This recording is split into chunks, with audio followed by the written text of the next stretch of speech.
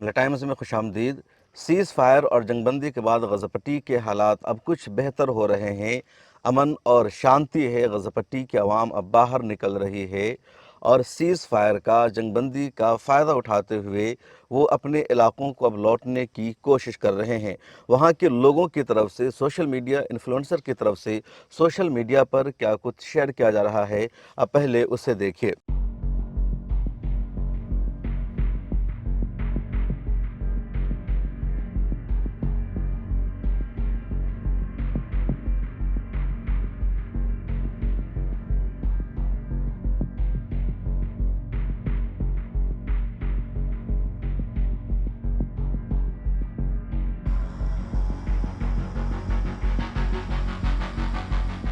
غزہ پٹی کے لوگوں کو امید ہے کہ اب دوبارہ اسرائیل کا حملہ نہیں ہوگا۔ پچھلے 2 سالوں سے جو جنگ جاری تھی وہ جنگ اب رک چکی ہے، اب دوبارہ وہ لڑائی ریزیوم نہیں ہوگی۔ حالانکہ اسرائیل کوشش یہی کر رہا ہے کہ دوبارہ اسے غزہ پٹی پر حملہ کرنے کا موقع مل جائے، لیکن حماس کی طرف سے لگاتار اسرائیل کو روکا جا رہا ہے۔ حماس کو لگاتار اسرائیل کی طرف سے اکسایا جا رہا ہے، بھڑکایا جا رہا ہے سیز فائر کا وائلیشن کرنے پر۔ یلو لائن کو موت کی لائن بنا دیا ہے اسرائیل نے، اور روزانہ 2-3 فلسطینیوں کو اسرائیل کی آرمی قتل بھی کر رہی ہے۔ اس کے باوجود حماس اسرائیل کے ان حملوں کا کسی بھی طرح جواب نہیں دے رہی ہے۔ الجزیرہ کی تازہ ترین رپورٹ یہ ہے کہ آج بھی 3 فلسطینیوں کو یلو لائن کراس کرنے کے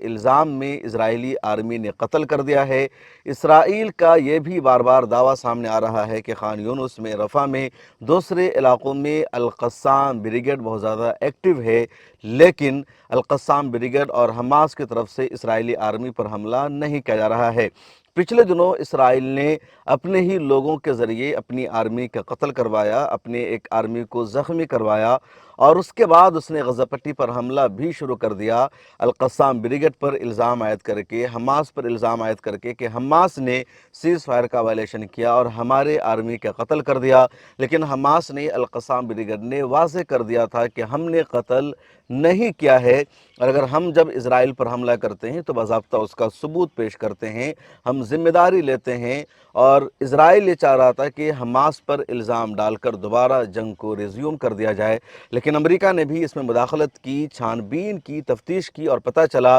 یہ خود اسرائیل کا ایک پورا اپنا جھوٹا پروپیگنڈا تھا۔ جنگ کو شروع کرنے کے لیے ایک بہانہ بنایا گیا تھا فرضی طریقے سے۔ ٹرمپ نے ڈانٹ لگائی بنجامن نتنیاہو کو، اسرائیل کو، اور اس کے بعد ایک دن سیز فائر کا وائلیشن کرنے کے بعد دوبارہ اسرائیل کو پیچھے ہٹنا پڑا۔ اسی کے بعد ترکی نے اپنے یہاں مسلم ممالک کا ہنگامی اجلاس بلایا، اور آج یعنی آج سوموار ہے، اور ترکیہ میں ہنگامی اجلاس بھی جاری ہے مسلم ممالک کے سربراہوں کا، جہاں فیصلہ ہونا ہے کہ کن کن دیشوں کی فوج غزہ پٹی جائے گی، وہاں کا کنٹرول سنبھالے گی، جو لوگ غزہ پٹی پر حکومت کریں گے، وہاں کا اقتدار سنبھالیں گے، ان میں کون سا ملک ہو سکتا ہے۔ اور ترکی کی آرمی کو اسرائیل غزہ پٹی آنے سے روک رہا ہے۔ ادھر فلسطینیوں کو یہ لگتا ہے، غزہ پٹی کے عوام کو اور حماس کو بھی لگتا ہے کہ اگر ترکی کی آرمی انٹرنیشنل فوج کا حصہ بن کر غزہ پٹی میں آئے گی تو وہاں کے لوگوں کو زیادہ سکون ملے گا، راحت ملے گی، ان کے لیے اچھا ہوگا۔ اور اسرائیل لگاتار رورے اٹکا رہا ہے، امریکہ بھی چاہتا ہے ترکیہ کی آرمی جائے۔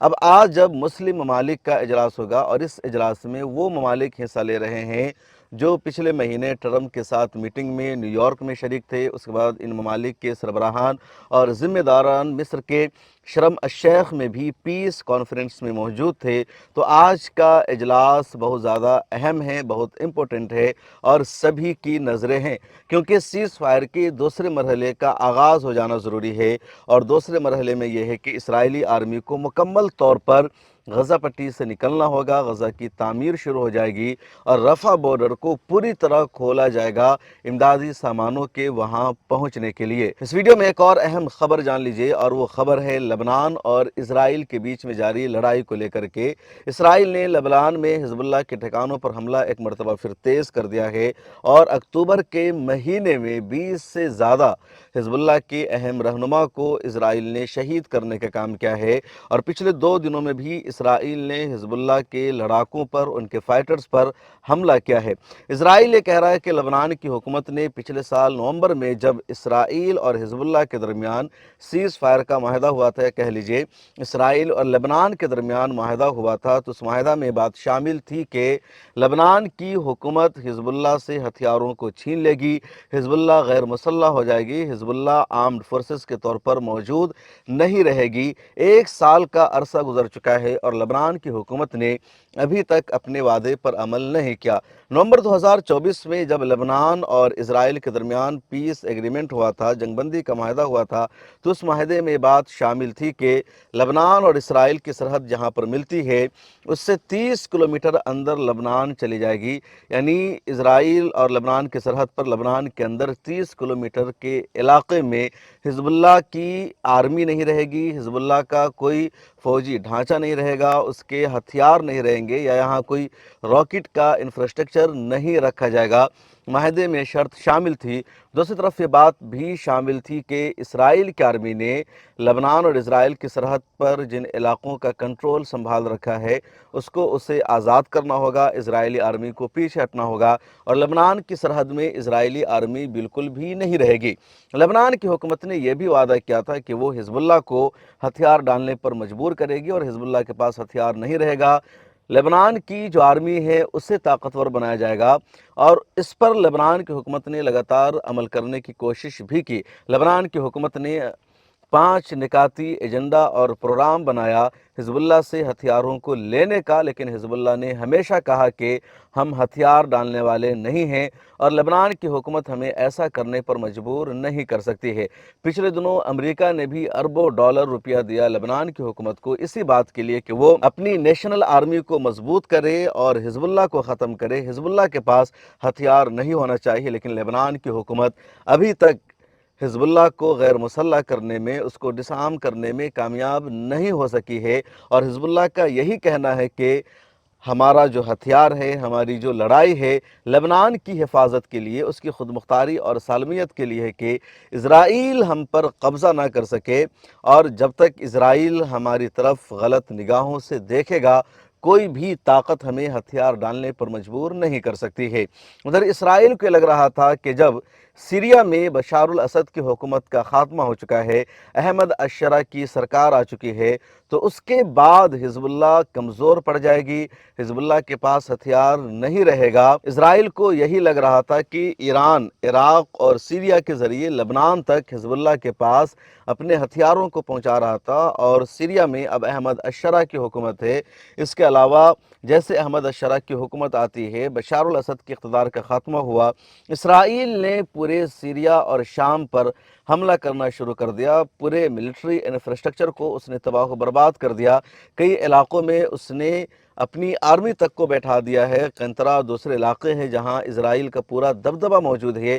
تو اسرائیل کو یہی لگ رہا تھا کہ اب سیریا کے ذریعے لبنان میں حزب اللہ تک کوئی بھی ہتھیار نہیں پہنچ پائے گا، لیکن اب خود اسرائیل کی میڈیا لکھ رہی ہے، بنجامن نتنیاہو کا دعویٰ ہے کہ سیریا کے ذریعے حزب اللہ تک بہت سارے ہتھیار پہنچے ہیں، راکٹ پہنچے ہیں، اور ابھی بھی حزب اللہ کے پاس اسرائیل پر حملہ کرنے کی، راکٹ لانچ کرنے کی صلاحیت ہے، اور اسی لیے حزب اللہ کو ختم کرنا اب اس کے لیے ضروری ہو چکا ہے۔ دوسری طرف حزب اللہ کی طرف سے ہمیشہ اسرائیل کو یہی جواب دیا جاتا ہے کہ نہ تو ہمیں تم ختم کر سکتے ہو، نہ ہی لبنان کی سرکار یا امریکہ کی حکومت ہمیں ہتھیار ڈالنے پر مجبور کر سکتی ہے۔ حزب اللہ کا جب سے قیام عمل میں آیا ہے اس وقت سے